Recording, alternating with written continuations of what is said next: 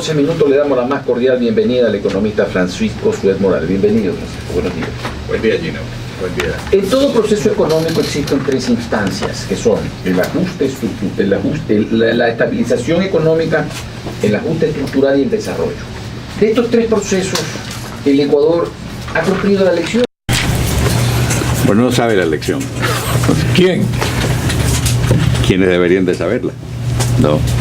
De hecho, el problema es que antes de entrar allá, primero hay que irse un poco más atrás, es decir, a ver, ¿qué es lo que nos llevó hacia esta situación? Todo ciclo económico tiene sus fases. La fase de expansión y la fase de desaceleración para luego el rebote, ¿no? Y piensa que es como una suerte de una onda de radio. Exactamente describe, si lo graficas, describe exactamente la misma forma, ¿no? Y ocurre que a partir del año 2004 empezó a haber una onda expansiva en el ciclo de los negocios. Esto producto básicamente de la expansión de China, de Rusia, de Brasil, ¿no? Y de India. Fueron los países, los BRICS, que fueron cuando empieza un poco a desfallecer el motor de los países desarrollados, Norteamérica y Europa, ¿no? Unión Europea, son estos países los que toman la posta y los que empiezan a llevar hacia adelante a la economía global. Y esto de aquí se traduce ya en la práctica en que quien está creciendo demanda una serie de productos. Productos que en el caso de China son productos básicos que tienen mucho que ver con la energía y con la construcción de infraestructura. Entonces, todo aquello que hace relación a la generación de energía, ergo, petróleo, gas, carbón mineral, empieza a tener un repunte. Y justamente este ciclo, porque recordemos que la economía ecuatoriana en el año 2004 tuvo el crecimiento más alto que ha tenido en todo el periodo desde la dolarización, porcentualmente hablando. Estamos hablando del gobierno de Lucio Gutiérrez. Estamos hablando del gobierno del coronel Gutiérrez, efectivamente. Ahí tuvo el punto más alto, ¿no? Luego descendió un poco, pero siguió, y de ahí empezó nuevamente una fase de expansión que tuvo una especie de recaída, pequeña recaída en el año 2008-2009, cuando cae el precio del petróleo temporalmente para después volver a subir. Ahora, ¿no? Quedémonos un ratito ahí, Francisco, porque acabas de decir algo que me parece interesante. ¿Por qué en el 2004 el gobierno del coronel Lucio Gutiérrez tuvo esa expansión y el crecimiento más alto sin haber tenido los precios del petróleo tan altos? El precio del barril de petróleo. Bueno, de hecho el precio del barril de petróleo subió. $18. Subió creo que de 16,24 me parece. O sea, ese impulso. Ese impulso, piensa en el acelerador de un carro, de un vehículo. Cuando lo apretas, el carro va más rápido. Entonces, en este caso, lo que sucedió fue justamente que ese incremento en el precio del petróleo, más aún, la estabilización y la consolidación de la dolarización. Porque recordemos que veníamos del año 99 cuando hubo el cataclismo que acabó con la economía ecuatoriana sucretizada, se cambia a la economía ecuatoriana dolarizada. En el primer año, ¿no? El año 2000, hay una inflación del 99%. Y esto se debe a que los precios convertidos de sucres a dólares se estaban todos alineando con la paridad cambiaria de 25.000 sucres por dólar que fue la escogida.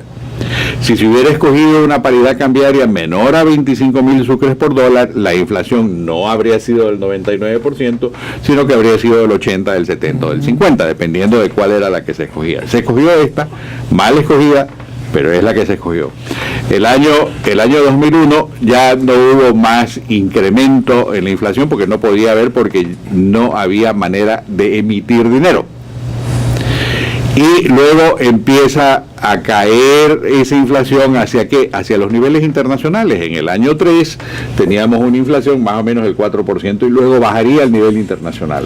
Entonces, eso de ahí marca la consolidación y marca la consolidación también de la economía fiscal, porque el fisco empieza a recibir sus recursos también en dólares. Y no había los despilfarros. No había, al contrario, a ver, si de burocracia se trata, el gasto burocrático, que es ahora aproximadamente de 10.000 millones de dólares, en ese entonces era de 3.000 millones de dólares.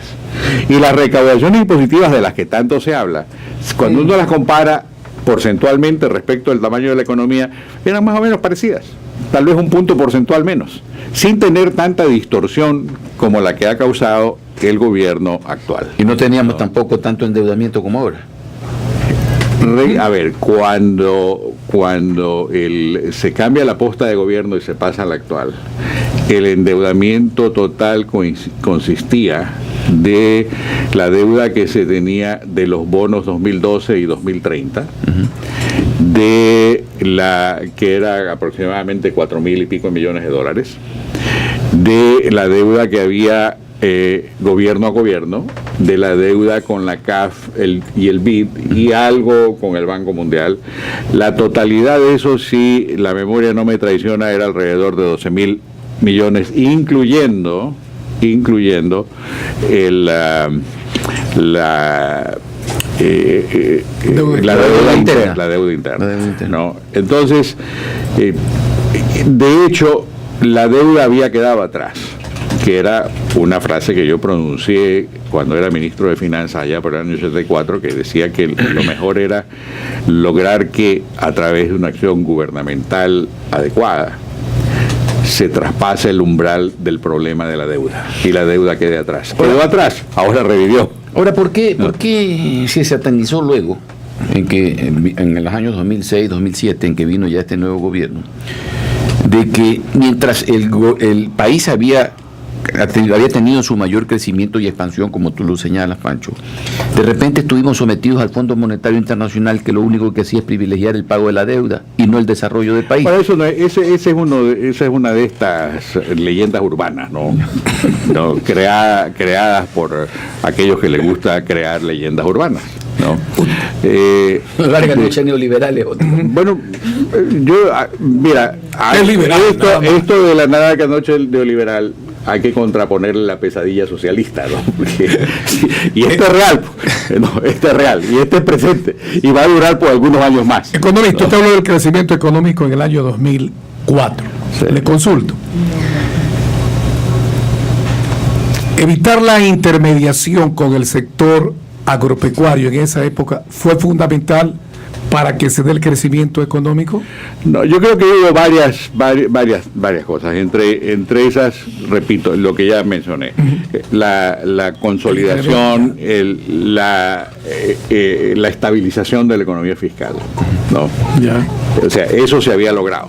El Estado ecuatoriano entre 2000 y 2006 percibió ingresos por 50.000 millones de dólares y gastó 47.000 millones de dólares. O sea, tuvo un superávit de 3.000 millones de dólares. Esa fue la gestión del 2000 al 2006. Entonces, ¿qué es lo y esos, ¿dónde estaban esos 3.000 millones? Estaban en el FEIREPI, estaban en los fondos estos, etcétera, ¿no? Que habían sido diseñados no para privilegiar ninguna deuda. Yo fui el instigador y el que llevó a cabo la promulgación de la ley y el reglamento del Fondo de Solidaridad. La idea de ese fondo era la de constituirse en un fondo soberano. A ver, ¿qué es un fondo soberano?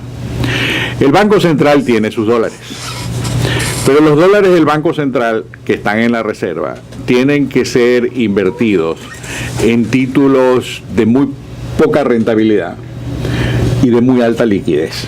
Ahora es al revés, que no son ni líquidos ni muy rentables que digamos. No, pero esa es la realidad. En cambio, un fondo soberano, a diferencia del Banco Central, tiene la capacidad de entrar a los mercados a invertir de otra manera, ¿no? De una manera más agresiva. Los mejores ejemplos que les puedo dar, son el fondo noruego, fondo que ahora tiene 900 mil millones de dólares de patrimonio.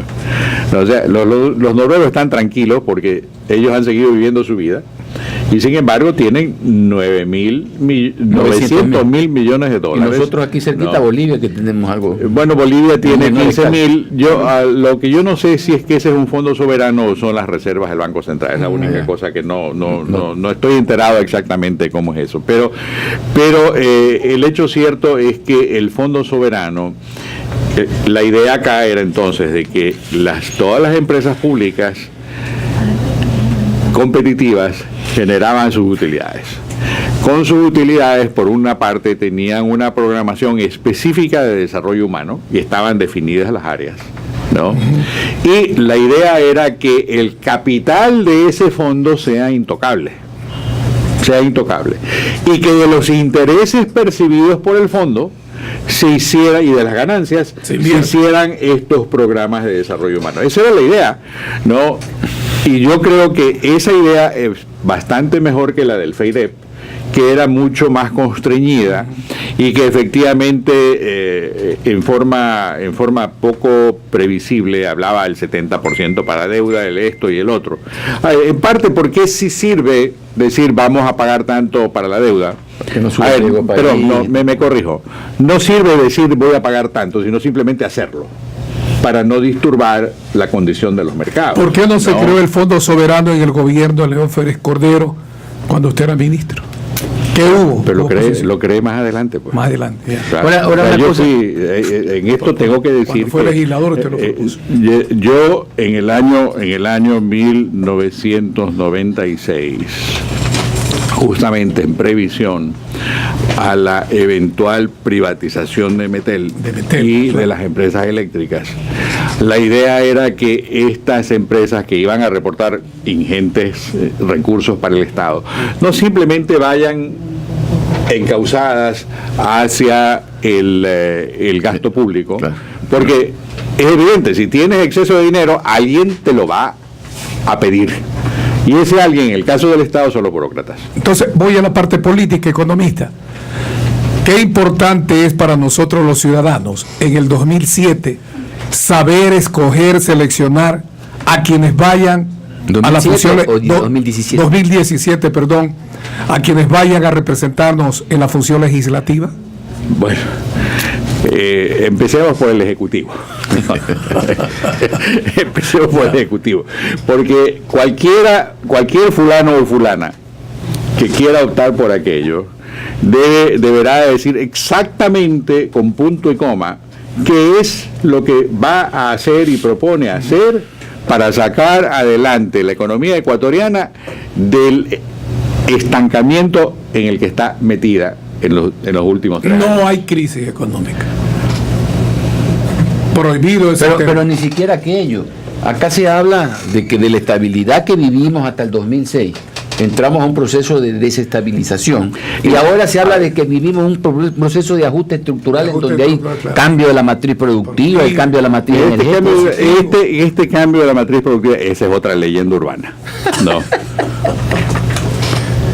Porque si te pones a pensar en esta leyenda urbana, a ver, una refinería en Manabí. Piensa en una refinería en Manabí para 200.000 barriles, que era para 300.000 barriles y que costaba más de otras que son de 400.000 barriles.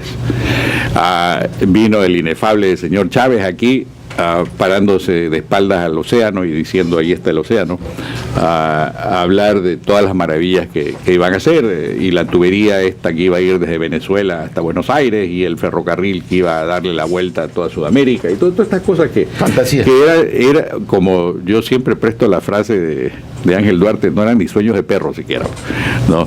Y sin embargo, se las vendió aquí como realidades. La realidad es que en el Aromo se han hundido 1.200 millones de dólares, ¿no? Que en Monteverde se han hundido 800 millones de dólares, ¿no? Que inclusive todo el resto de inversiones hay que someterlas eventualmente a ver si es que cumplieron los requisitos mínimos de viabilidad y factibilidad, porque yo leí un trabajo hecho por un ese sí académico, ¿no? Que establecía que los costos, por ejemplo, por megavatio instalado en los proyectos hidroeléctricos están muy por encima, pero muy por encima de la norma internacional, y es un trabajo bastante bien documentado. No es muy conocido, pero es un trabajo muy bien hecho por un académico, repito. Retornamos en un momento en el diálogo con el economista Francisco Sued Morales.